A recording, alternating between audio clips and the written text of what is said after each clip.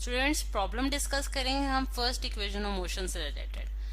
जिसकी स्टेटमेंट हमारे पास कुछ इस तरह से है कि a car travelling at 10 metres per second accelerates uniformly at 2 metre per second square, calculate its velocity after 5 seconds. ठीक, ये हमारे पास क्वेश्चन है। सबसे पहले जैसा कि आप जानते हैं कि हमने कोई भी न्यूमेरिकल सॉल्व करने का जो पहला स्टेप है हमारे पास, वो हमारे पास ये है कि हमने उसमें से डाटा कलेक्ट करना है, यानी कि जो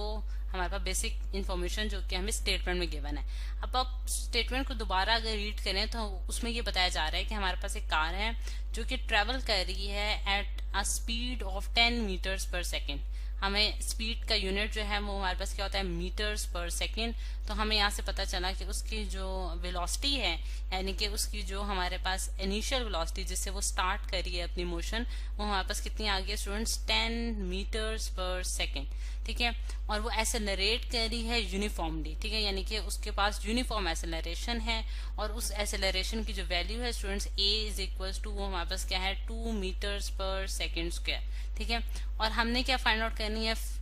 वेलोसिटी फाइंड आउट करनी है आफ्टर 5 सेकेंड्स, यानी कि हमने वी एफ फाइंड आउट करना चाहते हैं, यानी कि उसकी फाइनल वेलोसिटी क्या होगी जब वो 5 सेकेंड के बाद किसी जगह पे पहुंच जाएगा, यानी कि आफ्टर 5 सेकेंड्स जो है उसकी वेलोसिटी हमारे पास क्या होगी। अब अगर आप देखें कि ये इस केस में आपको अगर स्टेटमेंट दी जाए ऐसी, तो आपने किस तरह से जज करना है कि इसमें आप इक्वेशंस ऑफ मोशंस यूज कर सकते हैं। तो उसके लिए जो सबसे इम्पोर्टेंट चीज है वो ये देखने वाली है कि आपने ये जो मैंने अंडरलाइन की है, ये चीज बहुत इंपॉर्टेंट है कि बॉडी यूनिफॉर्म एक्सेलरेशन जो है वो परफॉर्म कर रही है। जब बॉडी के पास यूनिफॉर्म एक्सेलरेशन होती है स्टूडेंट्स, तो उस केस में हमारे पास जो इक्वेशन ऑफ मोशन जो हमने पढ़ रखे हैं, फर्स्ट सेकंड और थर्ड इक्वेशन ऑफ मोशन, वो वैलिड होते हैं, वो आप अप्लाई कर सकते हैं, उसके जरिए आप अननोन वैल्यूज जो हैं वो फाइंड आउट कर सकते हैं। ठीक है, तो अब इस केस में अब अगर थोड़ा सा मैं इसको भी एक्सप्लेन कर देती हूँ कि हमारे पास यूनिफॉर्म एक्सेलरेशन से क्या मुराद है। यानी कि यूनिफॉर्म एक्सेलरेशन से हमारी ये मुराद है कि हमारी जो वेलोसिटी है स्टूडेंट्स, वो एक कांस्टेंट रेट से जो है वो इंक्रीज हो रही है। ठीक है, यानी कि अगर हम देखें कि हमारे पास जो बॉडी यूनिफॉर्म एक्सेलरेशन परफॉर्म कर रही होती है, उसके लिए हमारे पास जो ग्राफ होता है कुछ इस तरह से होता है कि अगर मैं स्पीड टाइम ग्राफ दिखाऊं, तो स्पीड टाइम ग्राफ जो होता है वो हमें क्या देता है स्टूडेंट्स, वो हमें एक्सेलरेशन दे रहा होता है। यानी कि वेलोसिटी जो है वो मैंने वाई एक्सिस में ड्रॉ की है और एक्स एक्सिस में टाइम ड्रॉ किया है, तो हमारे पास जो उसका ग्राफ आएगा यूनिफॉर्म एक्सेलरेशन का, वो कुछ इस तरह से होगा। ठीक है, और हर पॉइंट पे जो है आपको, अगर आप v को डिवाइड कर दें t से, तो आपको एक्सेलरेशन की वैल्यू मिलेगी जो कि एक कांस्टेंट रेट से जो है वो इंक्रीज हो रही होगी। ठीक है, यानी कि उसका जो उसका आप देख सकते हैं कि वो जो है उसका जो ग्राफ है वो हमारे पास इस तरह से स्ट्रेट लाइन ग्राफ आया है। ठीक है, अच्छा,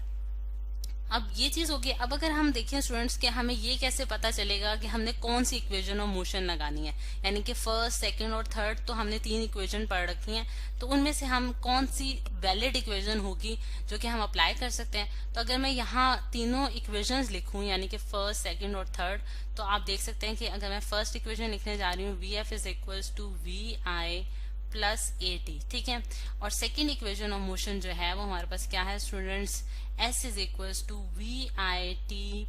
plus half A T square. ठीक है, और थर्ड इक्वेशन हमारे पास क्या है, वी एफ का स्क्वायर माइनस वी आई का square is equals to 2as। ठीक है, ये हमारे पास जो है वो 3 इक्वेशंस आ गई, यानी कि जो हमने 3 इक्वेशन ऑफ मोशन जो है वो पढ़ रखी हैं, वो मैंने यहाँ जो है वो लिख दी है। ठीक है, अब अगर आप देखें स्टूडेंट्स कि हमारे पास जो डाटा हमें गिवन है, यानी कि ये जो हमारे पास फर्स्ट इंफॉर्मेशन जो हमने इस स्टेटमेंट से निकाली है, उसके जरिए जो है हम फाइनल वेलोसिटी जो है वो फाइंड आउट करना चाहते हैं। अगर मैं थर्ड इक्वेशन को देखूं, तो थर्ड इक्वेशन में मेरे पास वी एफ अगर मैं निकालना चाहती हूँ, वी आई मुझे गिवन है, लेकिन एस की वैल्यू मुझे नहीं गिवन, जो कि स्टेटमेंट में आप देख सकते हैं कि एस की वैल्यू यानी कि उसने कितना डिस्टेंस ट्रेवल किया है वो मुझे नहीं गिवन। इसी तरह सेकेंड इक्वेशन में भी मुझे डिस्टेंस रिक्वायर्ड है और वी एफ फाइंड आउट करने के लिए, और इसमें हमारे पास वी एफ भी नहीं आ रहा है, इस वजह से सेकेंड इक्वेशन तो हम नहीं यूज कर सकते। तो हमारे पास एक ही इक्वेशन रह जाती है जो कि हमारे पास है फर्स्ट इक्वेशन ऑफ मोशन, यानी कि ये इक्वेशन हम यूज कर सकते हैं जिसके जरिए हम वी एफ की वैल्यू इजीली फाइंड आउट कर सकते हैं। ठीक है,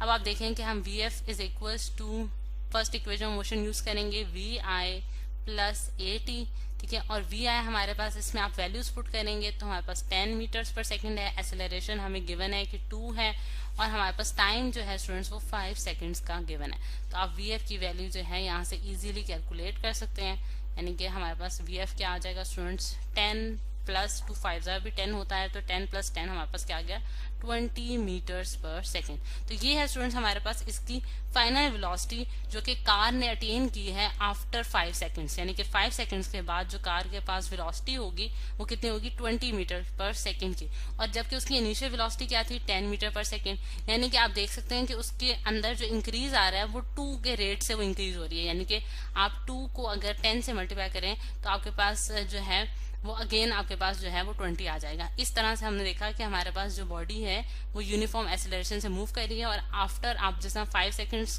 पे आपने ये देखा, इसी तरह आप 10 सेकंड्स में भी उसकी जो है वो वेलोसिटी की वैल्यूज जो है वो बता सकते हैं। तो ये इस तरह से स्टूडेंट्स हमने इस न्यूमेरिकल को सॉल्व कर लिया है।